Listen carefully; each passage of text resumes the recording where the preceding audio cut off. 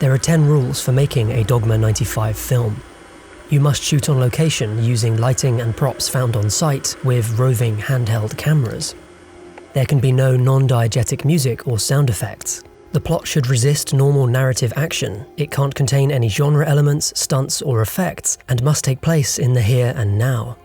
And the director must not be credited. Some film movements are difficult to define. Dogme 95 not only supplies a manifesto, but its own certificate of authenticity. Conceived by Danish filmmakers Lars von Trier and Thomas Vinterberg in 1995, the manifesto's rigid rules and aesthetic frugality gave rise to a puritanical reputation only mediated by the taboo content of the films themselves. Despite this, the movement is more tongue-in-cheek than serious. To get a sense of the movement's curious mix of rebellion, transgression, and dark humour, you need look no further than the first film created under the manifesto's rules, Vinterberg's 1998 film Festen, The Celebration. Christian arrives at the hotel his family owns for a celebration, his father's 60th birthday. Aggressive older brother Michael drags his long-suffering wife and kids along, while Metropolitan Helena has to stay in the room where Linda, Christian's twin sister, recently committed suicide. As the dinner begins, Christian rises to make a speech and reveals that his father repeatedly sexually abused him and Linda. The taboo subject matter of Festen is reflected in its uncompromising style. Shot entirely on the consumer format mini DV with simple camcorders, the film leans into its grungy aesthetic, with disorientating, fast-moving close-ups shot on distorted, wide-angle lenses. At times, it feels like watching home movies, making its abuse plotline all the more uncomfortable. Vinterberg's strict interpretation of the Dogme rules extends to post-production. In moments throughout the film, dialogue lines are cut when the shot changes, a sign that the audio from one shot has not been laid under the other. These intentionally amateurish choices add up to a potently uncomfortable viewing experience. Working within the Dogme constraints, Vinterberg and his team conjure some startling visuals. The camera swings around, intentionally defocuses, and zooms into important moments. There's also a surreal touch to some of the imagery, laced with dark comedy. As the night wears on, the party slips into denial, and a riotous conga line dances through the hotel.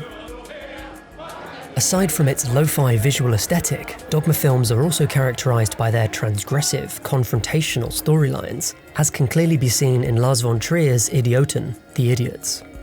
Karen is dining alone at a restaurant when she sees a woman caring for two people with learning disabilities and tries to help out, leading to her leaving with them.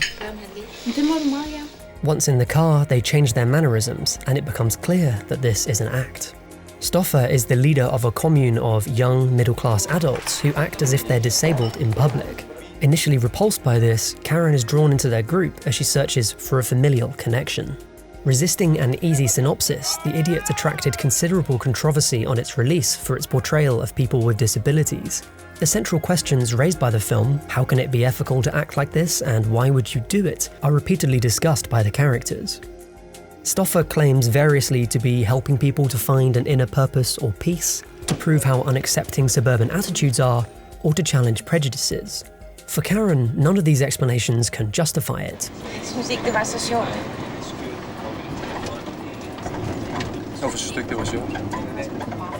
Ultimately, von Trier portrays the characters' justifications for acting this way as weak and hypocritical.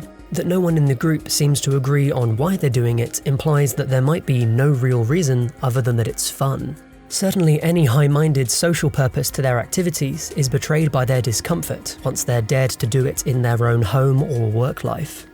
In a key scene, a group of people with Down syndrome arrive at the commune's home and have lunch with them. Stoffer is furious, and afterwards the group seems disinterested in acting out.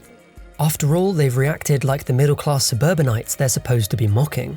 As Stoffer encourages riskier behaviour and the previously opposed Karen becomes a star performer, the film's complicated politics shift underfoot, and the ultimate point of what's happening, both for the characters and von Trier, is left in doubt, with the distinct possibility that the whole thing is a joke, although at whose expense is unclear. Så hvordan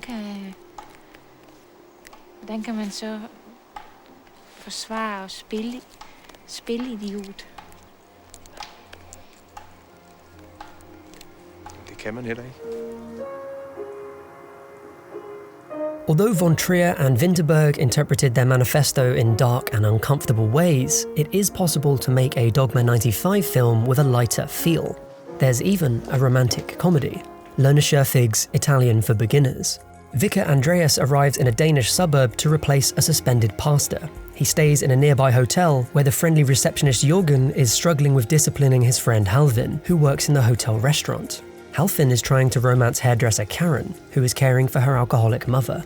Across town, clumsy Olympia is barely holding down a job at the bakery while caring for her ailing father. These disparate plotlines all coalesce around an Italian class taught at a local college. Like other Dogme films, Italian for Beginners features a range of characters dealing with personal, private pain. There are difficulties with family, sexuality, and faith. Andreas is recently bereaved. Olympia struggles with her overbearing father and what is implied to be an undiagnosed disability. Opportunities for freedom are hard won and can be removed at a moment's notice. In one scene, Halvin and Karen share a moment of tenderness, only for it to be interrupted by a phone call about Karen's mother. Despite these difficult subjects, Scherfig's story is lightly told, full to the brim with wry humour and spot-on observations about the stranger parts of life. Funerals are double-booked, sermons are heckled, and a restaurant manager dresses and acts more like he's on the sidelines of a pitch. As love works its way into the characters' lives, whether that's friendship, familial, or romantic love, they begin to change for the better. Unlike the stubbornly unresolved narratives of The Celebration or The Idiots, in Italian for Beginners, salvation is possible. Dogme 95 was officially disbanded in 2005 as its founders moved on to different projects, like von Trier's equally experimental Dogville. During its 10-year run, Dogme movies were produced all around the world. 31 official Dogme films were made, including French, American, and Argentinian productions. Its stripped-back style was further developed by filmmakers like Harmony Korine, and in the age of low-budget digital production, its guerrilla filmmaking has become commonplace. But with its carefully balanced blend of aesthetic and narrative transgression, Dogme 95 holds a special place in cinema history.